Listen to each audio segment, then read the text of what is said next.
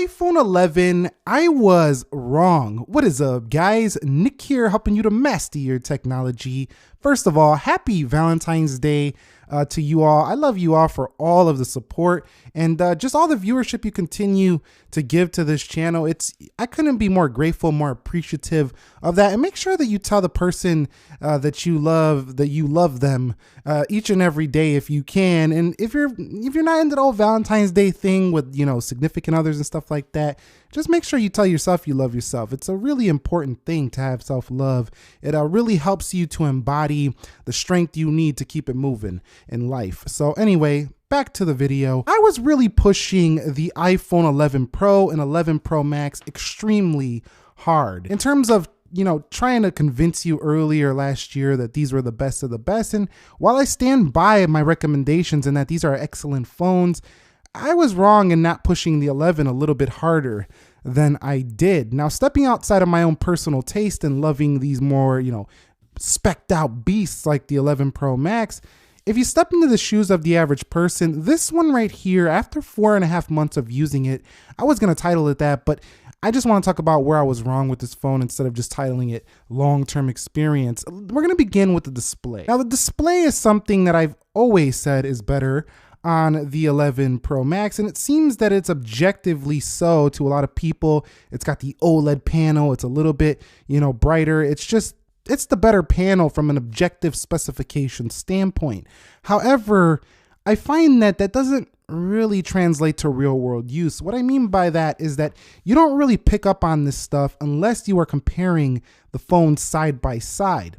Now, the iPhone 11 gets plenty bright enough, and while the resolution is not quite as high, it's not something that I really even see on the day-to-day. Text is plenty sharp enough for most people, and I really just don't have an issue with the display for the iPhone 11 after using it for quite some time. Now, again, I personally still prefer OLED at nighttime, but in terms of that actual brightness, that's a little bit better for the 11 Pro Max. It's just something that I don't think about too often when using iPhone 11, is that I'm craving more brightness, because I'm really not. And when reading through news articles and stuff like that, I'm just like in the content. I'm not even thinking about, oh, how sharp is this display? I'm just consuming the content and I'm good to go. So really, it doesn't really matter too much. And I think that being at $699, this display actually is pretty nice as well. The viewing angles are fantastic on here. And being that I use a MacBook Pro as well, it looks almost identical seeing that it's LCD technology.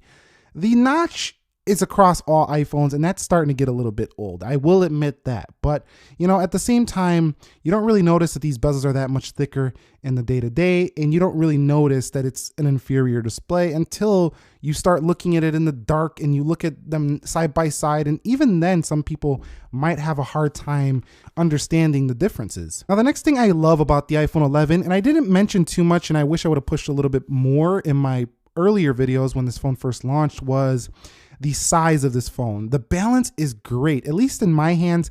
I think it's going to be great in a lot of people's hands, because while it's not, you know, a tiny phone, it's not a super large phone either. It's pretty manageable size, I think. And even if you have smaller hands, you know, this doesn't push you all the way to a monster phone like 11 Pro Max or, you know, an iPhone 8 Plus, for example. This is a pretty nice balance, and I could see why a lot of people choose this as well. It just fits in the hand really nicely. While yes, some people might not be able to reach all the way to the top, reachability can save the day here for the iPhone 11 for sure. The next thing is speed. Now, I never really said anything bad about the iPhone 11 when it comes to speed. I've always been on top of it with that, saying that it's a very fast phone, and it's remained that way. But why this is important now is that if you're looking for an iPhone right now and you think you got to get, you know, the 11 Pro Max to have a Boss A13 CPU or Boss speed, you don't. I mean, the iPhone 11 is just as fast, and it's kind of strange because you would think that you got to pay $1,000 or more to get this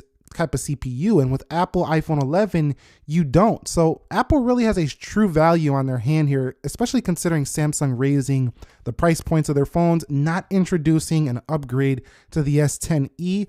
The iPhone 11 now looks like an even better value. So especially in comparison to the competition, this A13 And 4 gigabytes of RAM. While it is small RAM, you don't need the extra RAM because iOS is not optimized for loading up 64 apps on one screen at one time, popping them all over the place. So you're never really gonna need that or desire that with iOS, so you don't really care about the RAM, or you're not going to care at all about the RAM. You're just gonna notice how snappy and fast your iPhone 11 is and how smooth it is for not even having a 120 Hertz or 90 Hertz display. Now, talking about the camera, I was wrong in really pushing that telephoto. I barely ever use a telephoto on the 11 Pro Max. I'm always using the wide angle though, and I'm always using the standard camera because the standard camera gives you excellent results, some of the best in the industry on that main lens right there.